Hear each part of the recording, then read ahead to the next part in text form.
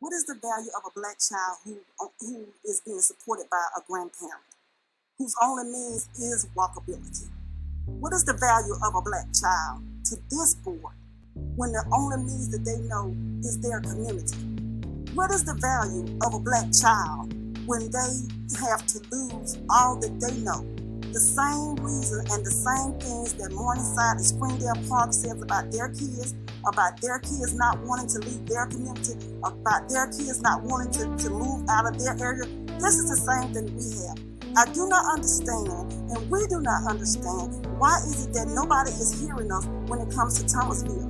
We do understand that closure may be necessary. We do understand that movement of them temporarily may be necessary, but closure is not. What is the value of a Black child? And also, we're concerned that Carver High School is the first to have charter public cohabitation. Washington and Douglas have had to fight against cohabitation ever since Carver was divided. At minimum, it's time to end the school's contract in historic Black APS schools. Again, what is the value of a Black child? There has not been the level of engagement for the Thomasville community as it has been in these other clusters. We should not have to continue to come up in here and make this a black, white, and brown issue. We're talking about the 50,000 kids that you all have sworn that you will protect and serve. We're talking about the community that when it's voting time, that you all come out and ask for their vote. And while it may be inconvenient or not politically correct, these same children deserve the same thing that the North Side is getting. And we are tired of saying this. We are tired of saying the same thing. What is the value of a Black child?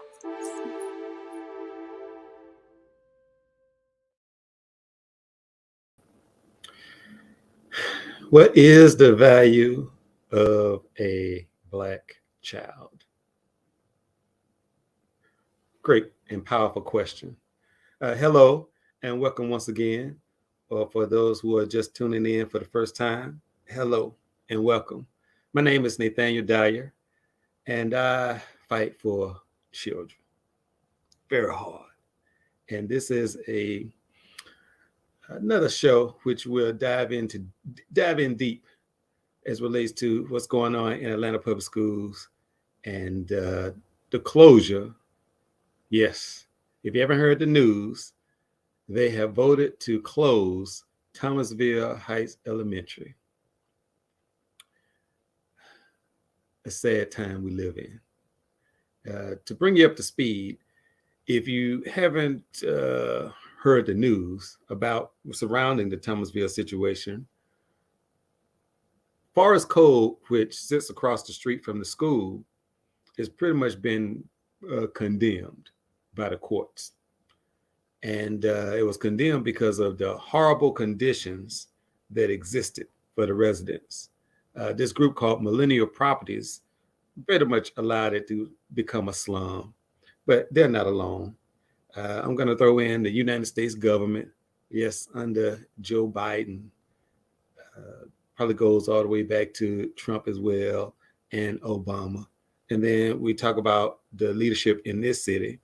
You have a mayor, Andre Dickens, he's the mayor now, but he was on the city council for years before all of this. So his hands aren't clean. So now the article reads that he wants to dangle some keys for 4 residents. It's just for, what can I say, relocation, basically, call it, getting the people out. So all of this is a factor that APS has used to close an elementary school. An elementary school, which is pretty much by state rankings, is at the bottom end of the spectrum. So you would think the rational thing to do in a situation like this is expand educational opportunities, work with the low student-teacher ratio. They claim that there are 60 students at the school, but they want to say, oh, we can't effectively provide an education or the proper education for that number of students. That is the most stupidest comment that I may have heard from these supposed educational leaders is a pretty harsh. They're not leaders, but these figureheads of education. Yeah. So I have a guest on, Miss B, who is a teacher, who works in that zone, who is very close to the situation. And yes, we're not gonna have a face on there because that's where I roll. Hey, people that's willing to talk and give the information. I don't need your identity. I don't need your social security, your face, and all that. Just bring the information because I know that she is credible, passionate about what she does, and whatever way that is. But I welcome her to the show. Hello, Miss B. How are you? Hi, how are you? Thank Hey, doing you. Thank you all for right. having me. I'm glad to Okay, be here. good. I'm gonna shut off my Bluetooth. Sorry Okay. about that. Yeah, make sure that okay, we're not echoing. Okay. Okay. All right.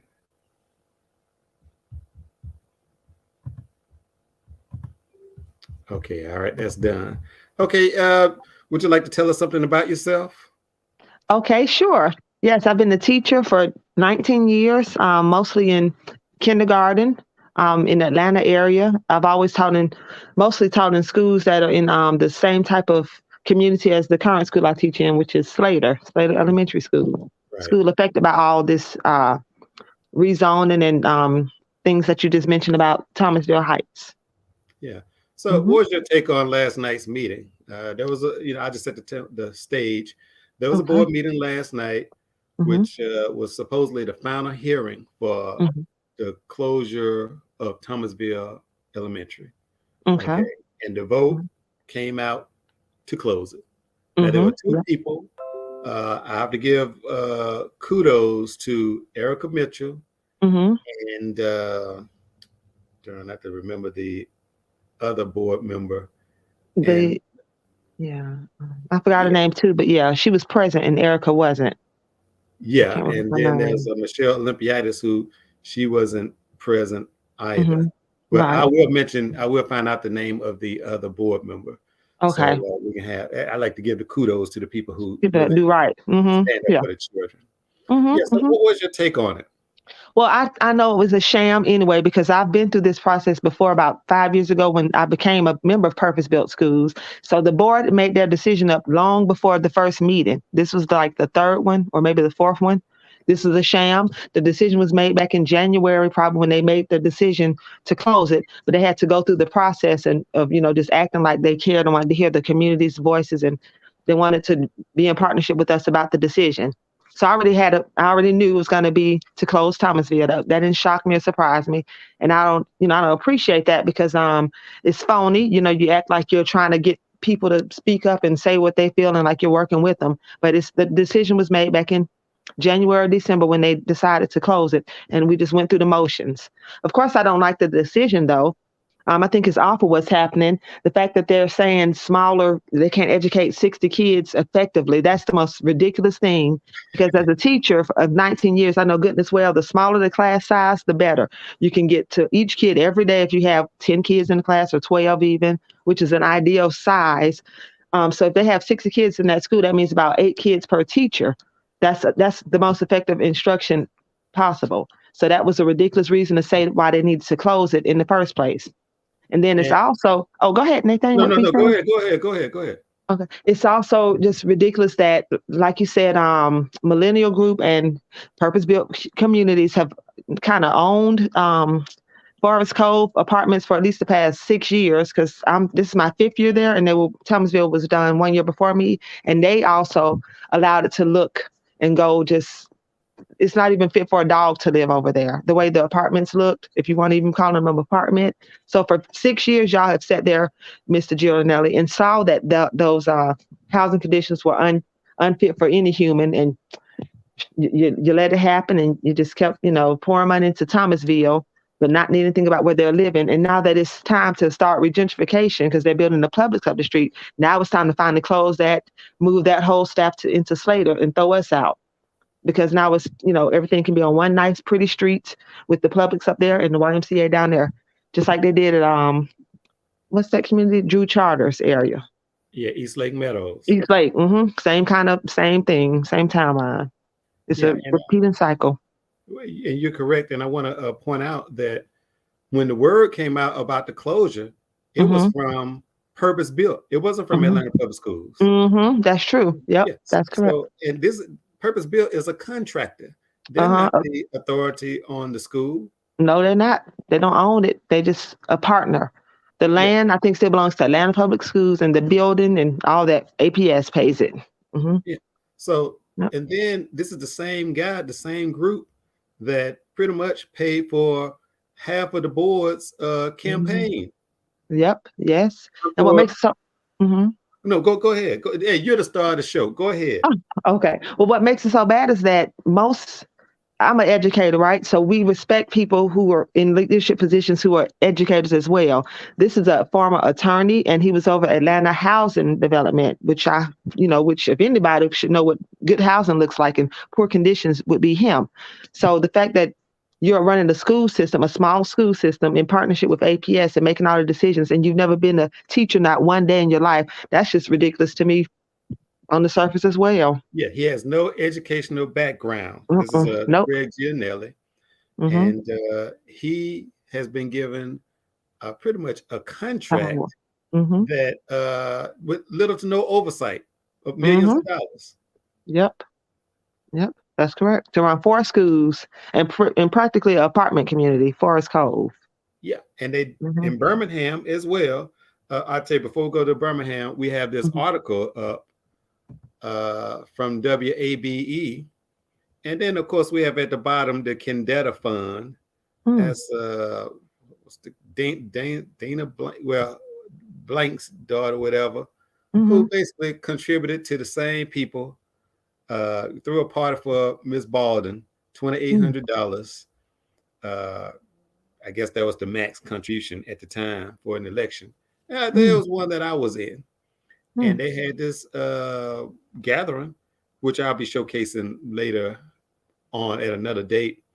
But all these people are in it together to destroy Black communities and Black vulnerable communities like the Thomasville Heights. Yeah. Now, you being an educator, how did this impact you? Okay. So Purpose-Built Schools Atlanta, 4 schools, which means 2 elementary schools, 1 middle school, and 1 high school. So when Forest Cove, was officially declared, what is the word? Condemned back in December, we were told in February, like maybe February 27th, that they're going to have to pretty much close. I mean, they can only afford to now pay 3 staffs, 3 schools, not 4. So one of the schools, meaning Slater, the school I currently used to work at, would have to pretty much downsize so that the Thomasville staff can come to our building and pretty much kick us out. So Thomasville came to Slater's building, and the people that were in Slater's building, for the most part, goodbye.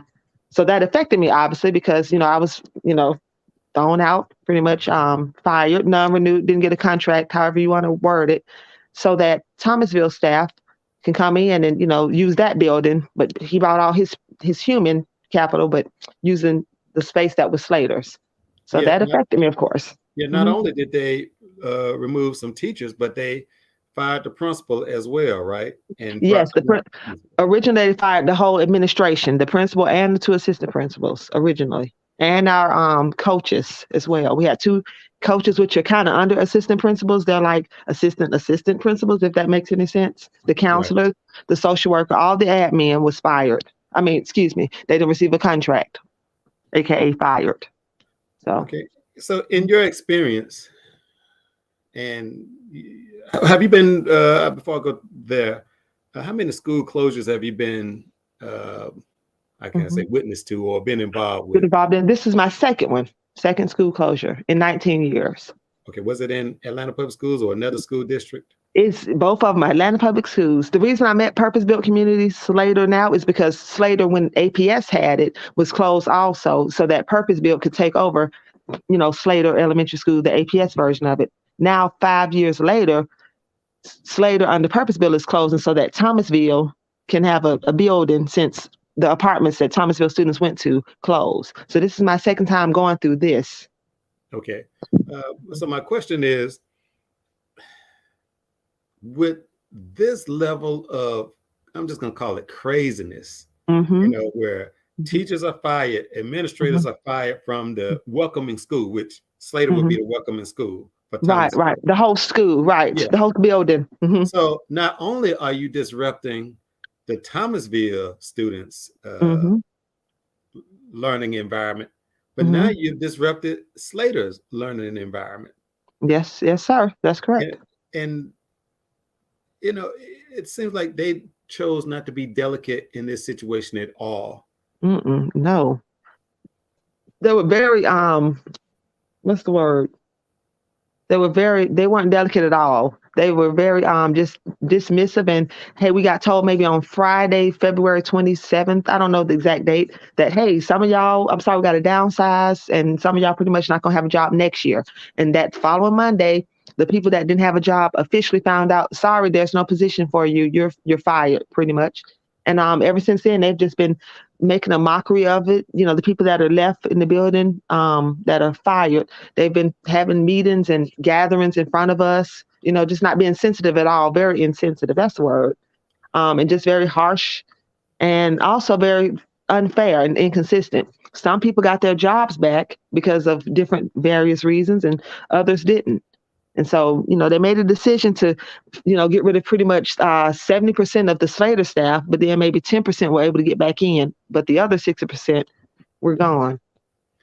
I did go to one of the meetings that was held at Slater, and I was surprised at how supportive you all were of the principal, right? Each other, and that was a rare find for me.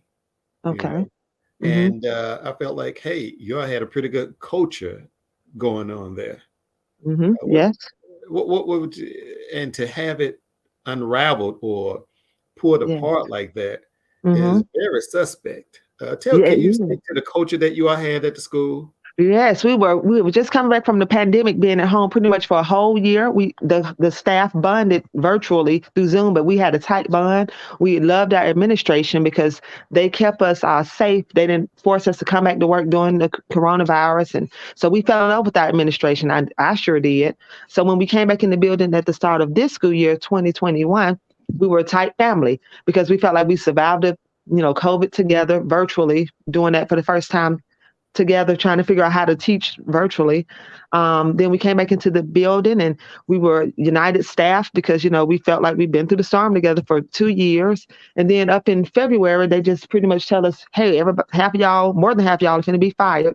Then our principal left. She was, it seems like forced to resign.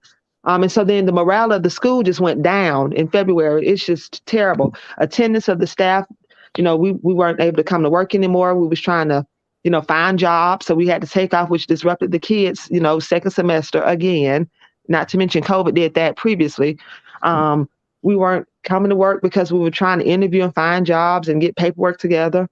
The morale was just low because, the way they did it, everybody just feels kind of like, well, I'm not going to bust my butt coming to work outside of the kids. I mean, there's no loyalty here for us. So, we're doing the best we can to take our sick time and sick days. It's just been a terrible end of the year. It started off well. We were excited to be back and see the kids in person and be together, but it just, what a year. It's been a hot mess. Just a mess. So it's tension. Go ahead.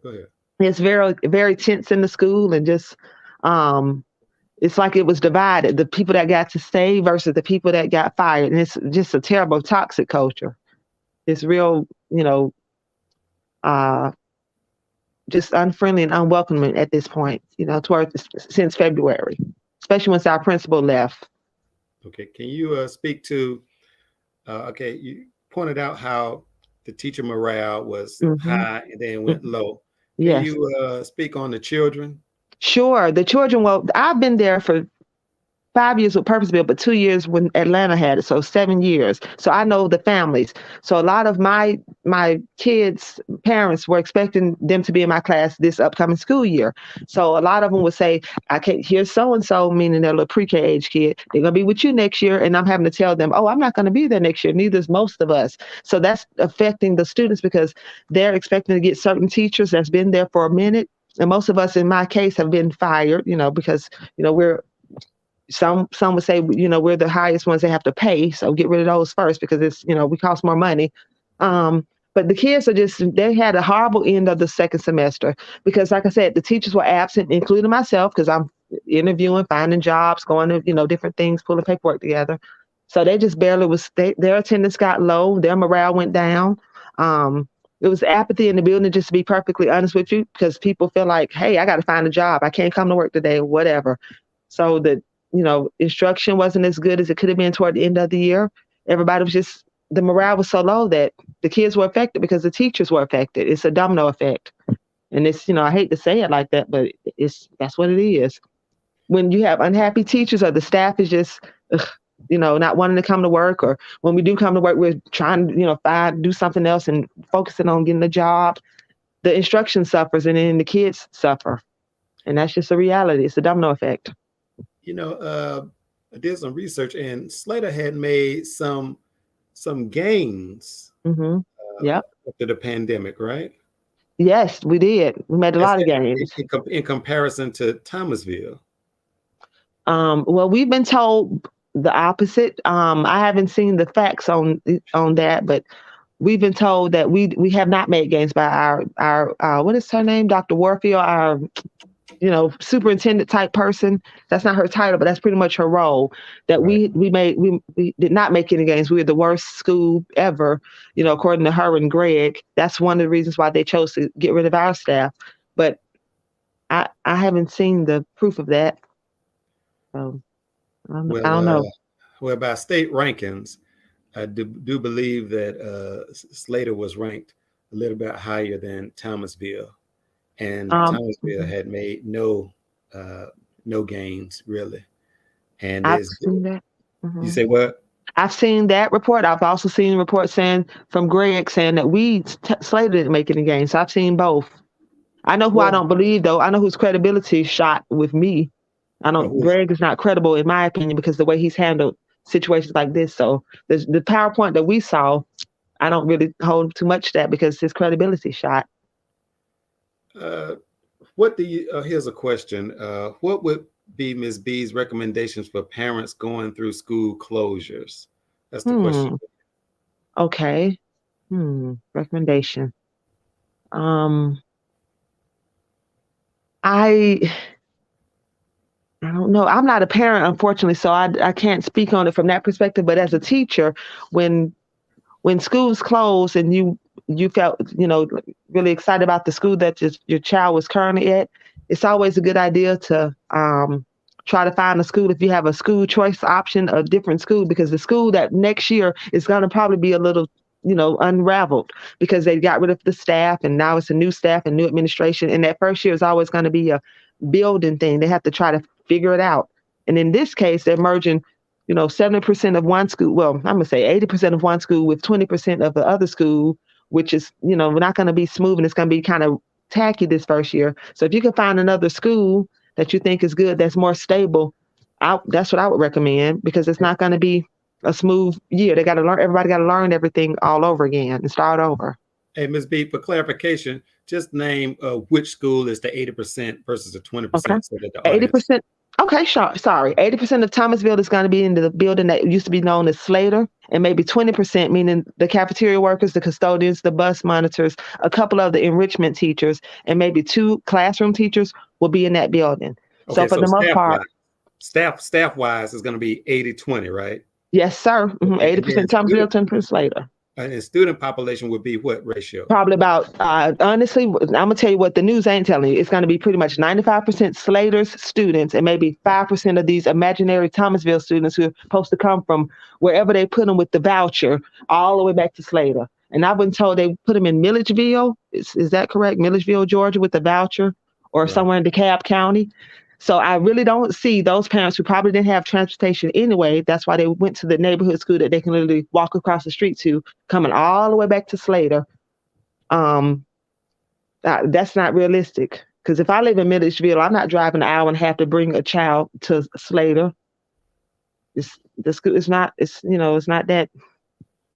That's And not economical anymore. and the vouchers you're talking about are the ones given to the Forest Code residents, right? Yes, sir. That's correct. Okay. And I was told that they only have that for like 6 months. So how long is that gonna? How long will that go? Yeah, not long at all. No, but no, it'll be probably 5% of Thomasville students left, but the rest of the school is Slater students. So let's review this. Mm-hmm. This Yep. genius, Yes. Greg Gianelli, who has no experience in education, Mm-hmm. closes a Thomasville elementary school, Yes. brings 80% of the staff to Yes. Slater, Yes. where only 20%, you cut out 80% of the staff there, only 20 left, but you got the majority of Slater students. That's correct. That's correct. Yes. Now that's not the meeting. I tell you is 50-50, but I'm telling you, I'm there. I know who's coming back and who's not. It's only 3 teachers left, 3 homeroom teachers, meaning they actually teach kindergarten, pre-K, through 5th grade. Only 3 left that are remaining, and then we have maybe 3, maybe like enrichment teachers, meaning PE, art, those kind of classes. All of our cafeteria workers are coming back though. Bus monitors, bus drivers, 1 office staff person. And that's about it. The rest will be Thomasville's staff, their secretaries, their teachers, their music teacher, art teacher, their administrators, of course, and their counselors, things like that. So yes, that staff will be teaching Slater's kids. So 2 schools have been closed. 2 schools? Well, yeah. If you think about it, as a whole, Slater is brand new. Yeah, it's a new Slater. The kids are still the same kids, but new adults in the building. So basically, you're thinking that only the Thomasville children would be impacted mainly, but you got the Slater kids gonna walk into the building, and it's just a whole new dynamic. Yes. And then most of the Thomasville kids may not even go. Here's a note at the bottom. Thomasville parents have until June 17th to apply for a transfer if they want their children to attend a school other than Slater. Okay. Source is the WAVE, of course. Okay. What are your thoughts on that? June 17th. That's like next week, right? Okay. Next week. Do they even know what the options are? And let me tell it, from what I'm hearing, it's not too many options around closer because they're about to mess with Dunbar Elementary School and what's the other one, Boyd. So the schools that are close by Slater this will happen to them again next year. So they don't have too many choices if they want to stay close to that Forest Cove area. But if they're down in Milledgeville or DeKalb County, which is where the vouchers were going, hopefully they'll apply for a school close to where they live. Well, the way they're set up, for one thing, they didn't even have the meetings in the community. I had a call from a resident last night, a senior, who said, one of the board members called her and she wasn't aware of anything. No meetings. None of my parents heard of any meetings. And like I said, not only my current homeroom, but I've been there for 7 years. So I have parents of the 5th graders and parents of the people at Price Middle School who was affected as well. Nobody got any calls about a community meeting to discuss this. Like this decision was made in, I'm going to just say January, because we were told in February. It was made before they even announced it and put up the fake community town hall meetings that we were just going through the motions of having. But no, they got no parent input. And they keep sending us emails saying, well, we've talked to the parents about this, and that's why we're going to change that. And I asked my homeroom parents, hey, did y'all see something about some Saturday school? Because that's something they're going to be doing next year. They're like, what are you talking about? We don't know anything about a meeting or a Saturday school. So that's very dishonest. There was a question so basically teachers from a lower performing school are being sent to a better performing school. That's what. Well, no, we've been told the people from we've been told the opposite from our CEO, Greg. He's saying that the Thomasville staff is the stronger staff, basically, because they're showing the results and they're coming to Slater, and the Slater staff are being kicked out. That's the narrative he's told us. And the Well, PowerPoints that he's shown us have said that. well, by state standards, Mm-hmm. he's a clown. Uh, Okay. Mm-hmm. you know, I think Thomasville was like, and this is nothing against the students. Mm-hmm. I Mm-hmm. mean, viewing audience, please understand what it goes back to the question: what is the value of a black child? These are the games that they play with the lives of children, black boys and girls, on a regular. You know, we don't have those as many of those what is it, shootouts in our schools, but our young people are gunned down every day with this kind of crap, Mm-hmm. and they're expected to learn and perform. So now you got a scenario where, and it's on record, Thomasville is a lower performance school Mm-hmm. compared to Slater. Mm-hmm. This genius in his head wants to make it look right, just like he was a genius coming out before the board and the superintendent saying that the school was closed when it hadn't even gone to a vote. It hadn't even been recommended by the superintendent. So Right. this is the person who's running the schools over there, a clown. Okay. And Miss B, who's been in teaching for 19 years, Mm-hmm. her contract wasn't renewed, but yet you're in the midst of merging, consolidating schools, and experience would be the main thing that you would count on. Yeah. Yeah. Yeah. Good I point. mean, you know, yeah. I mean, you would be Mm-hmm. one of the main people because, and besides, you have been through this process before. Mm-hmm. That's true. Now, most of the Mm-hmm. people from the Thomasville area, well, you probably don't know, and you know, I'm not going to try to pit teacher against teacher or whatever, but you Mm-hmm. know the quality. I'm sure you know Mm-hmm. if they can manage the situation. Um, uh, Mm. you know, so It's a mess. Cause so, but it's not over. You know, I just want the viewing audience to know the fight is it, not over, mm-hmm. but and not Miss by a long shot. And Mr. Dyer, let me tell you what they told us when we got hired for Slater and Purpose Built 5-6 years ago. The Okay. model was to have small class sizes. That was what was going to make it a standout charter school. The small classes, and every class would have 2 adults, a teacher and a paraprofessional. So now that you're allegedly bringing Thomasville and merging them with Slater, which is almost 500 something kids, Slater alone, plus the 60 families, however many kids that's supposed to be, you're going to increase the class sizes. So I currently have 21 students in my class, which is huge for kindergarten, but that's actually average, but it's not small. So maybe if this is true about the 60 students from Thomasville or the 60 families, now maybe I'll have 25, 26. That's even more. And the classrooms are still the same size. The Right. building of Slate is not being redone. It's going to be the same little tight building with the little tight classrooms. So now you're increasing class size, which is definitely not the best thing. And that was pretty much the rationale behind Mm-hmm. APS giving them the contract, right? Of course, to reduce class sizes, which means better teaching, better instruction. Kids will learn more, all that.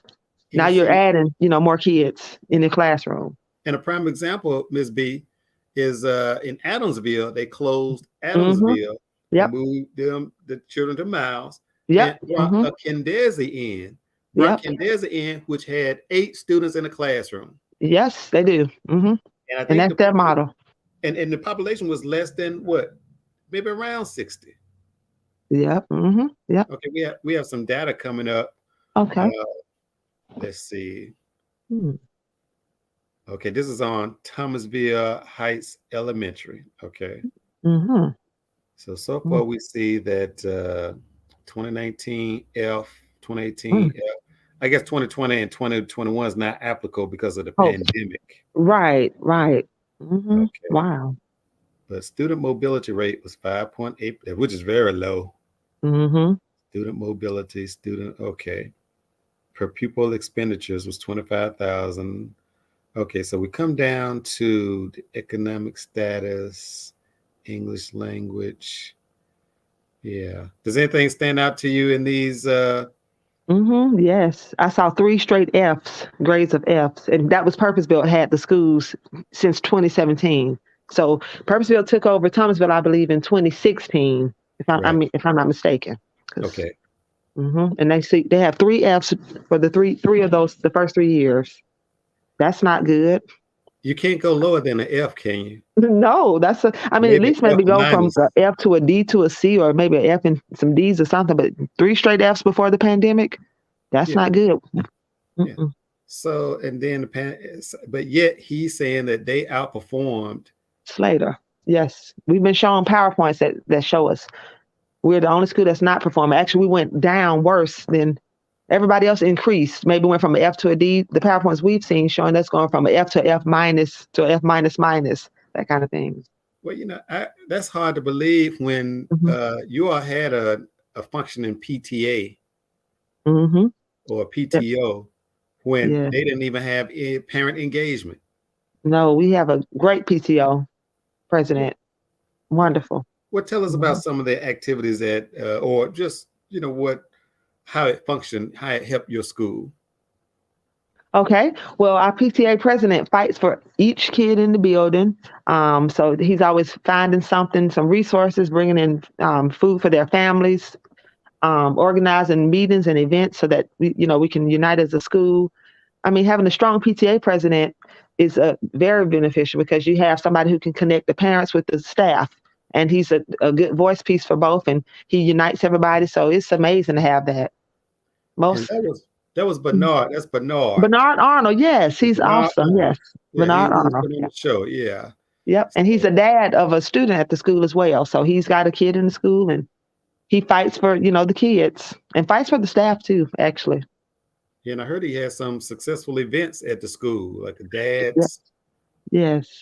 Some Okay. granddad dad's day where dads and donuts, I think that's what it's called, when they come in and get to read to their kids and visit the classes and they have a breakfast with their kids. He does a lot of things like that. And during coronavirus, when we were home, at home on Zoom screen, him and one other person from the school organized events so that we could still have like drive-by um, holiday things. And they had a drive-by thing for Halloween and for winter holidays and for spring and for graduation, things he organized so that we couldn't come in the building, but we were still able to get people things through their car, drive-by style. Okay. So I mean, so you all had a functioning PTA. You had Yes. a principal that had an open door to the Yes. staff, Yep. Hmm. and then you have this principal coming from Thomasville who came in and only took some of the staff out to eat and didn't tell everybody, right?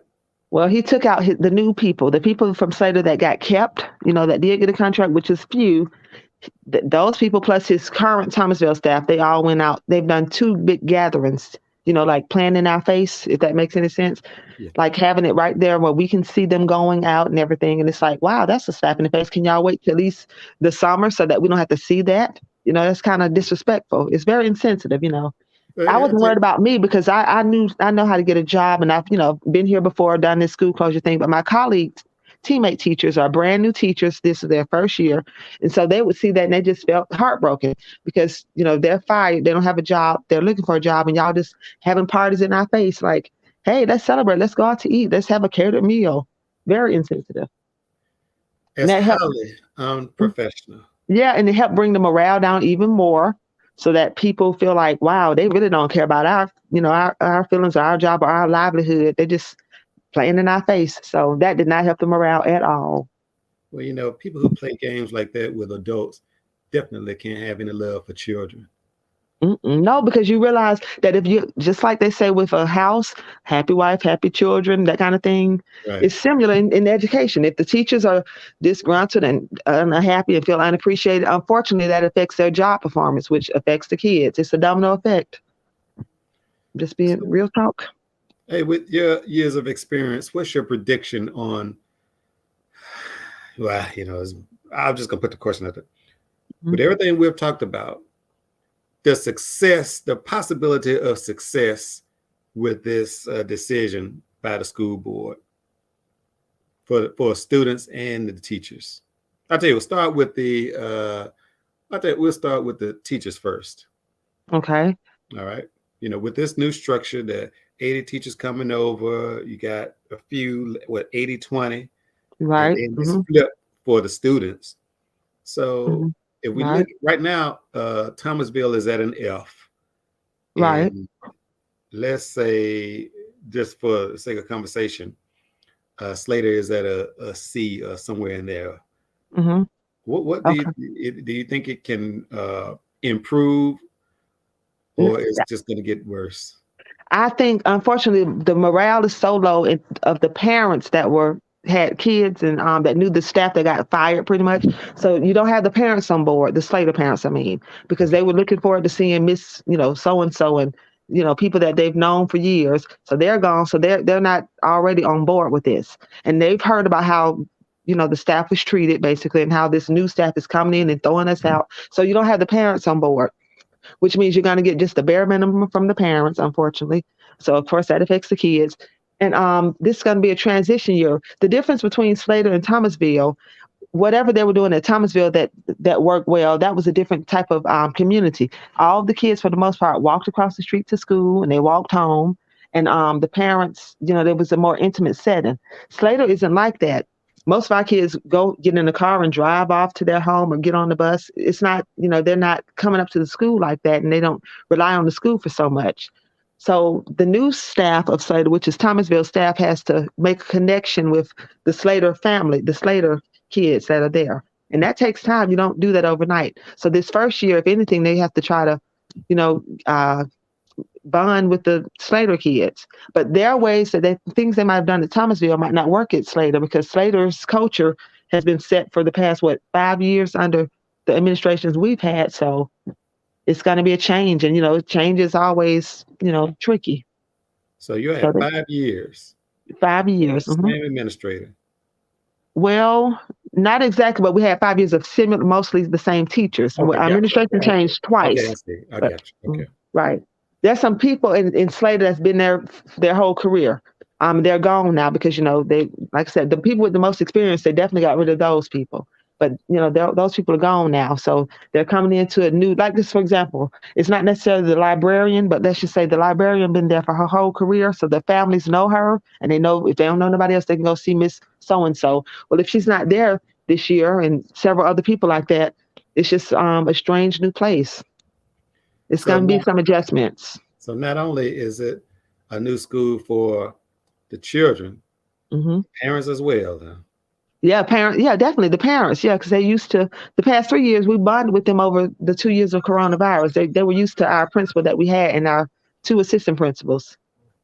So this is going to be new. And I don't care what anybody says, that I'm just being really honest. If you don't have the teachers on board, because we get our hands dirty. We're the ones have to get our hands dirty. If you don't get them on board, you can't go but so far. Now, fortunately for this new administration, those are his teachers, because like I said, he bringing 80% of his people. So they're going to probably be on board with his vision. But he is the principal from Thomasville, right? Yes, he's a principal from Thomasville, who pretty much about 80% of his whole staff, not just teachers, but office people, his everything but his bus drivers and his custodians and his lunch people. Everybody else is coming. But those people from Slater who are left over, the 20% of the Slater staff, and most of them aren't teachers, they're the paraprofessionals and the bus monitors, cafeteria workers, have to try to bond with Thomasville. And unfortunately, because of all this that happened this year, there's a lot of tension there. It's like y'all pushed us out and to come in and threw us on the street. So you got to get the staff united. And if the staff is not united, it's going to be a hot mess. Has he met with the PTA? To my knowledge, no. I have not heard that he's met with our PTA president. And our PTA president is still our PTA president unless he resigns, which I don't see him doing that, because he wants to make sure he, stays there because his child is there. Right. So no, if you don't bond, that's one way you can make a partnership. Get on board with him, because he knows all the parents. But if you push him out and make him feel like you don't want to have nothing to do with them, that's not wise. So no, he hasn't reached out to him. Well, they haven't reached out to the parents of Slater anyway, period. Because those parents I still have their phone numbers from when I had their kid 5 years ago. They don't know this new staff. I don't know when they're planning on doing that, but they haven't met the new administration or the new staff of, the new Slater. I don't know when they think they're going to do that. They probably should have been doing that though already. Well, I don't think they will, because if you think back, you said January, the announcement came out. Well, we see that they have only had maybe 3 meetings total. Well, one meeting at Slater, that was through Purpose Built. Then APS came out to Thomasville, Right. and that was a sham of a meeting. Right. Right. Because we And didn't know they nothing had about it. two hearings Mm-hmm. at the school board. Yep. But yet at the same time, they had 10 to 12 focus group meetings at Emmons, Yep. and Mm-hmm. then 10 scenarios Mm-hmm. Yep. since the last board meeting within 4 weeks. Mm-hmm. Yep. Uh, we Yes. have we have a question. This added uncertainty on vulnerable young children is tragic. Mm-hmm. Closing schools, displacing familiar teachers and staff. Mm-hmm. Yep. It sure is. Sure It is. just really pisses me the hell off. Mm-hmm.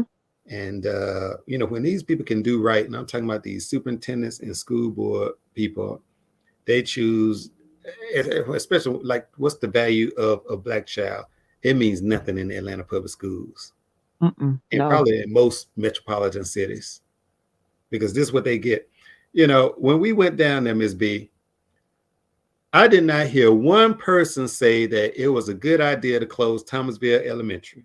No. Nobody said that. But yet No. the school board member, Katie Howard, whatever the Yep. hell her Mm-hmm. name is, said that Mm-hmm. she talked to people. It's on video. It's documented, the people who came down and spoke up. Yep. Yes. Mm-hmm. So for them to come away with this type of decision, it's fraudulent. Yep. They've been co-opted, bought, and paid for, and Mm-hmm. it's got to go. It's got to take legal legs. Yes. Be fought in the courts, and of course, other measures as well. But this is Mm-hmm. not going to rest. You can count on.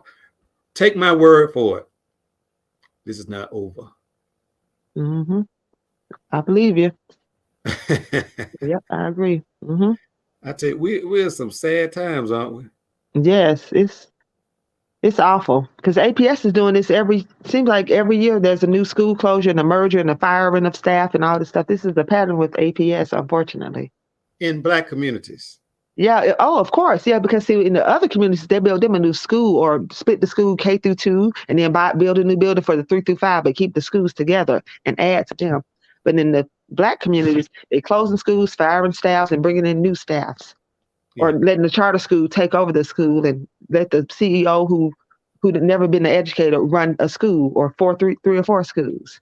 Yeah, they don't do that up north though. All those schools like Springdale Park, for example, they're fighting and crying and upset because they're finna split their school and give them a dual campus, or at least they want that.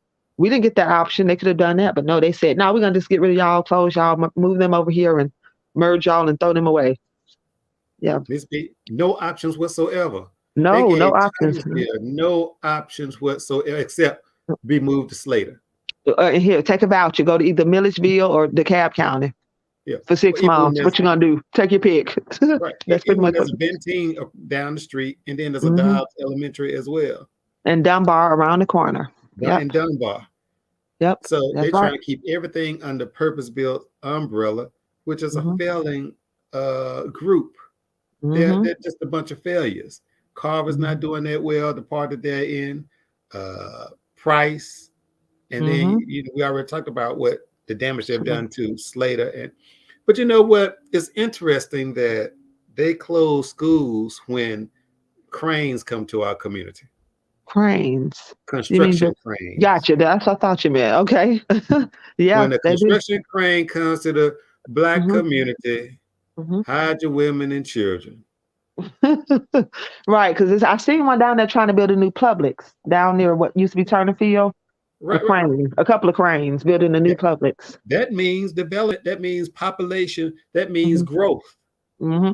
Oh, and it's some cranes right behind Price Middle School. I mean, to the left of it. Have you seen it? New housing condos or townhomes, whatever they're gonna call it. Yeah, and back there, they have the plumbing. They have the underworkings in place. Right. And they literally building it right on top of Price Middle School's parking lot. I mean, it's like, wow, you try to park your car and there's a buildings being built right there. And behind, close to what used to be Lakewood Stadium, where they, had the football games, new condos near the fire, that place where they do the fireman training. Well, so the cranes. Go ahead. The cranes are out there too. Well, less than 2 or 3 miles from Thomasville Elementary, there's a place called the Milton. Oh, I didn't know that. Wow. Okay. Look it up. Okay. There's a residential construction, new construction called the Milton, which, Interesting. yeah, Wow. apartment complex. Okay. So You they're mean focusing you on mean condos? No, no, no more condos. condos. That's what you call it. That's how you can make it even more pricey when it's a condo, not an apartment. Well, Condos. they are pricey, they are Mm-hmm. ritzy, Mm. but to close, so it just tells you, What it's this not is about really about. education. Mm-hmm. We know going back to Mm. East Lake Meadows, Yep. Bowen Yep. Homes, Thomas Capital Home, all of the projects, it's all Mm-hmm. about development. Exactly. That's And the it. main players are Cousins Properties, Mm-hmm. which the underlings are purpose-built communities, Yep. purpose-built schools, and Yep. I throw Warren Buffett in there as well. Okay. Mm-hmm. Yeah, Mm-hmm. you know, Mm-hmm. and he's supposed to be one of the wealthiest men in this country. In the But world too. okay, Mm-hmm. well, Mm-hmm. I doubt if he's richer than those Arabs. Right. I don't think they register their wealth with the American registries and all that stuff. But yeah. I think they can buy and sell Warren Buffett 20 times over. I don't think that's their focus, like in Right. this Right. country. But Right. if Warren Buffett's portfolio includes the destruction of Black communities that mainly on the lines of poverty, that he's a sad case, sick case, Mm. you know, because you think about it, he's got Berkshire Hathaway, Mm. and he's part of the negotiations over it, but that's a whole nother scenario. But he and Tom Cousins created purpose-built communities in Uh-huh. schools. And Wow. that's what they did. And this superintendent came from Birmingham, where Purpose Mhm. Built was located. Wow. So they brought her here to do this. And she's just a puppet, Mm, mm, a mm. dumb puppet. It may sound harsh and all this, but not compared to the damage she's allowing to be done to Black Mm. boys and girls who have been displaced, who have been living in poverty, whose living conditions are slum. I'm not going to say slum like, but Right. the Mhm. slums, Poor. Yes. Yeah. poor condition. Yeah. Like you said earlier, a dog wouldn't live in those situations. No. No. But Purpose Built, who has ties to Cousins Properties, who's a major Right. developer, Right. Mhm. all they did was send these attorneys. Can you tell us something Mhm. about these attorneys that they get? It Sure. was called the UN, whatever the A name of them, AVLF, Atlanta ABLF. Volunteer Lawyer Foundation. I think that's what it stands for. Right. Yes, they from what I understand, their job was to fight for tenants who the landlord was abusing, or if the landlord wouldn't come fix your air conditioning because that's required. You have to have air conditioning in the stove and the refrigerator. Then they could go in there and write a letter and make the landlord do their job basically and fix your whatever. So that's what their job was. They were also supposed to try to fight evictions, like if people were getting evicted but the property was not doing their part, like they have a big hole in the roof, which they did, or the window was out, most of the windows are out over there, they're boarded up. Their job was to write a letter or go tell them, hey, you better fix this for our tenant or we're going to sue you back, or whatever. So I guess they don't work for them no more because they couldn't. I mean, from what I see, they never fought for them because I keep seeing boarded up windows for 5 years. All I saw was boarded up windows and holes in the roof, and I heard it was, they had infestations of rats and things like that. Every So I time. don't know what the lawyers were doing. They weren't doing too much because they were unlivable conditions. Well, what they were doing, and if Adrian can pull up just any type of image of Forest Code, Hmm. that'd be Yes. great. But Yeah. this is the same tactic that Tom Cousins, and Warren Buffett used in East Lake Meadows, Hmm. where Yep. they had this attorney. You watched the documentary East Lake Meadows? I did. We have to watch it every year at Purpose Built. We have to watch it. Greg makes us watch it. Yes. What? Well, he used to. That's his school. Drew Charter was affiliated with him as well. So he during Yeah. our what do you call it? I forgot the title, but the first day of pre-planning, meaning the first day of the new school year, we get together at Price Middle School's gym, all four schools, and we watch a video about East Lake and how they turned that school in that neighborhood into this beautiful new thing called Drew Charter. And that's because we're their sister school and we're supposed to model that same model. So yeah, I know all about that. Okay, well, you remember there was this attorney, this Uh-huh. white Yep. guy Yep. who was giving his take on how things could have been or whatever. Right. Mm-hmm. But Yep. he was an infiltrator. Mm-hmm. You know, Uh-huh. his background, he went to Emory. Oh, he was Okay. a professor at Emory, right? Okay. Okay. But the Mm-hmm. lady from the housing authority, I can't remember, but she's now, I think, the CEO of Purpose Built now. Wow. Okay. I have to look up her name, but you all can do your research out there. But Oh my. now Oh wow. this is what that Some type of horror legal, movie. this is what that law firm, Mm-hmm. what you call it, Atlanta Volunteer. AVLF, Atlanta Okay, Volunteer Lawyer Foundation, I think. Atlanta Volunteer Law Foundation. Something. This Mm-hmm. is the work. This is their work. Okay. Wow.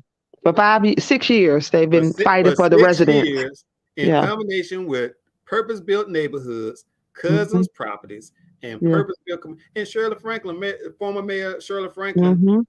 On the is a board. part of them as well, on the On the board. board. Yeah. Yeah. Mm-hmm. And the lady from the Housing Authority, if Mm-hmm. you look at East Lake Meadows, you will find that she's affiliated with this. So she And went to Emory. What I was mm-hmm. saying, Ms. B, Mm-hmm. she attended Emory. This guy was a professor, but now Mm. she's Atlanta Housing Authority. Wow. Mm-mm. But this And guy's Greg working. was the Atlanta Housing Authority too. Greg Giornelli. He worked there at some point doing something with Stacey Abrams, if Right. I'm not mistaken. And I think he worked with Shirley Franklin. Yeah, I think so too. Yeah. Well, under her when he worked in her administration or something like that. And he married into the family of the Mm. Gianellis. No, he married into the Cousins family. Which is, yes, that's right. Yeah. But not that was just a picture. The person showed all of the houses. I mean, the apartments or whatever we should call them, look like that. That's just not just the one bad one. All of them look like that. Yeah. And so the favor that Atlanta Public Schools does to the children and the families in that area, their apartments are condemned. Now Yep. you close their school. Yep. Injury Mm-hmm. to insult, or insult to injury. Mm-hmm. Yep. But yet, then you disravel a school that's stable. Mm-hmm. Here's some more shots. Oh yeah, much. Yeah, the window. Yeah, look at that. I mean, I wouldn't want to.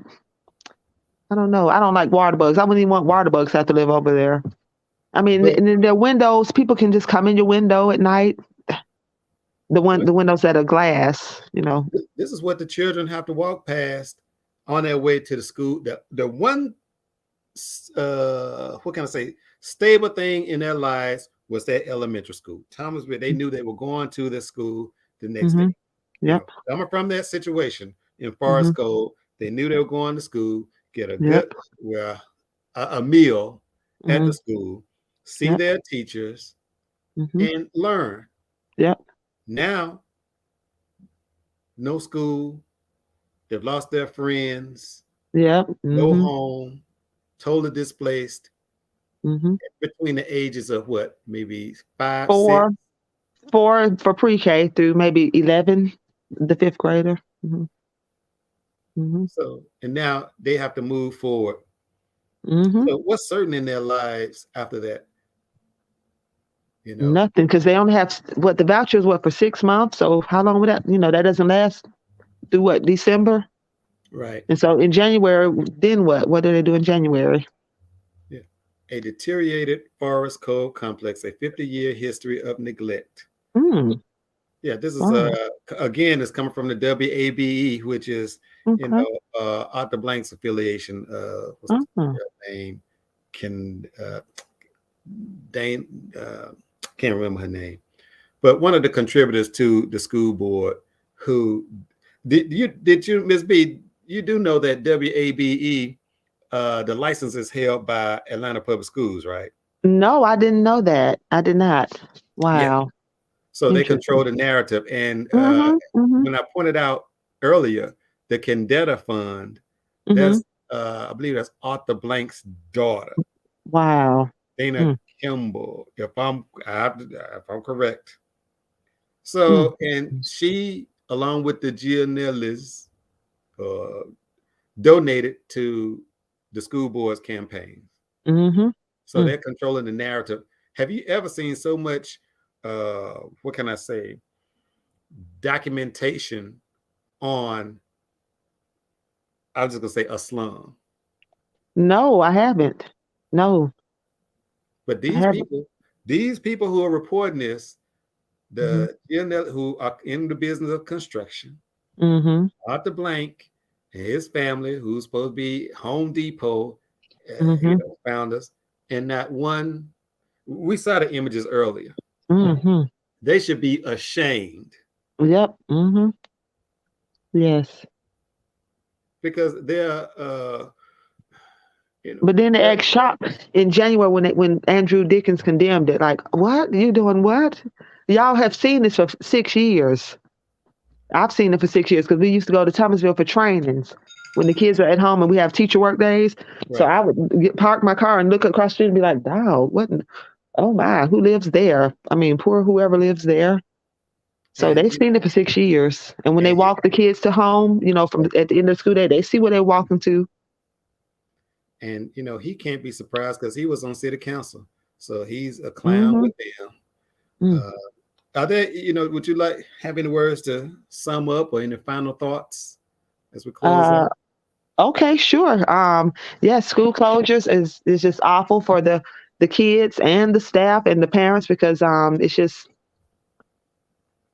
it just displaces the whole community and shakes up everything. And the kids, of course, will suffer because unfortunately, if the teachers, feel the effects of that in a negative way, it's hard for them to give their best foot forward. And I think this situation is going to be just really tacky because you displace the whole staff to bring in the staff with the new with the students, and that's just an awkward merger.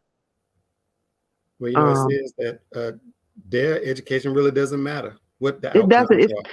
it's not about that because we don't even have curriculums like that. So it's not about the education anyway. That's just it's about the real estate ultimately. I've known the whole time that the plan ultimately was to Thomasville was going to eventually be closed because it's not on the streets with the new beautiful vision of purpose built. Carver's, Price, and Slater are all on the same strip. We're gonna call it a strip because that's what it's eventually gonna be. With the Publix down there and the maybe not a golf course, but something nice at the end with the YMCA. And so Thomasville was always gonna not be over included because it's across you got to go drive a distance. So Right. I'm not shocked that this happened, but it's just terrible how it happened. And the fact that they're trying to make it seem like it's because the building was condemned all of a sudden. It's been looking like that for 6 years because I've seen it for 6 years. Yeah. So, We know it was by design, and hmm are you willing to come back? sure. Yes, I sure am. This was fun. Sure Uh, am. hmm well, I hey, love to tell the truth. and hmm I love the truth. Yeah, me too. I love to tell the truth and keep it real. hmm Yeah, and I think it's good that the audience understands that hmm it's not the children aren't the problem. No. Mm-mm. It's the culture, and it's Yeah. the figureheads in place. Right. That are not even educators making the They're not decisions. educators, and then these The people who are schools. school board, whatever, they're not educated-minded people. They don't No, even have children's best interests. no, and they not all of them are ex-educators. Some of them are, but some of them are just lawyers or just moms who want to be on the school board. So yeah, and they're a hot mess too. APS the school board is a hot mess because I've seen this happen. This is my second school closure, and they just all told a lie. Whatever they decide before they announce it to the schools, they decide they unite and they fake like they're having these meetings to show interest and to get our voice, but it's all a sham. So all of them, the hot mess, all 9 of them, just politicians basically up there. They don't care nothing about the kids. Nothing, but they're gonna take a hit on this one, I hope and so. oh, they're Mhm. gonna take a serious hit. And Mhm. one thing I despise people who close schools. So Mhm. In the name look, of real estate. Mhm. in the name of development, Right. and Right. Mhm. I would like to have you back next week as we discuss the next moves, plan of Okay. action. And we'll probably have Mr. Arnold, who's the PTA Oh, wonderful. president as well. I think he was busy Wonderful. today, but hey, Okay. I think you really covered all the grounds. I love Well, your thank energy you. and your passion and your truth. Well, thank you. I had a good time. Thanks. This was fun. I Okay. enjoyed myself. Thank you. Oh no, thank you. And You're welcome. thank you again. Oh, thank you. You're welcome. Thank you too. Again. Yeah. Well, we're Mhm. going to close out, and I want to say thank you to Miss Adrienne Coleman, as always, of Square Mile Media. She does a great job putting together the clips. And that was a very powerful clip that she had in the beginning. I know we had a couple of, it all worked out. She's the truth. And, look out for her other shows as well. Go to Square Mile Media on YouTube. We're going to really start doing some promotion, getting the word out. Right now, we're just building a library of information that you can go back to, because this is very crucial. If you take a listen to what the conversation that we just had, these young Black boys and girls are under attack. It may not be gunfire within the classrooms, but it's almost as deadly in destroying their futures. I want to thank Ms. B once again. I look forward to having her back. And my name is Nathaniel Dyer. This has been Exposed, and we look forward to seeing you next week as we have a plan of action. So prepare to get involved. We're going to take this worldwide. Love you, and kids first.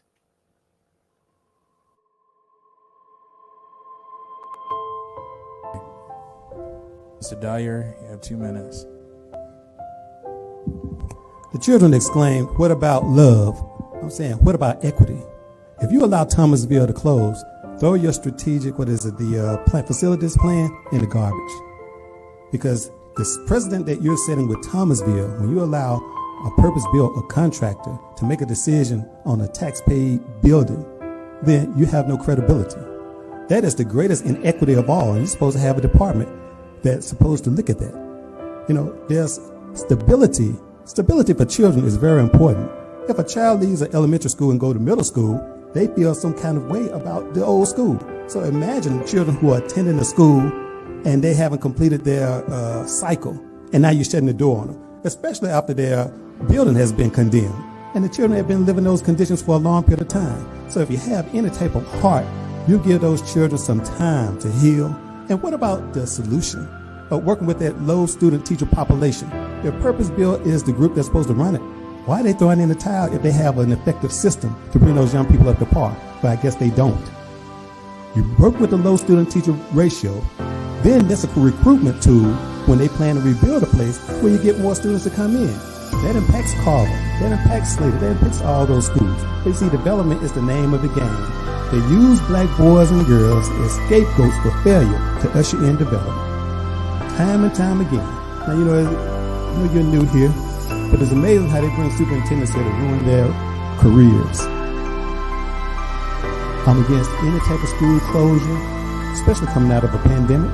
The numbers that your group, that Sizemore group right in here, totally inaccurate. All of the white schools are full capacity. All of the black schools, low capacity. But yet, that's where the development is happening. If you're looking at statistics in ARC, they're talking about growth. So I would say reevaluate, get involved, because your blood is on your hands if Thomasville closed, and you're going to hear from the community. Thank you. Madam Chair.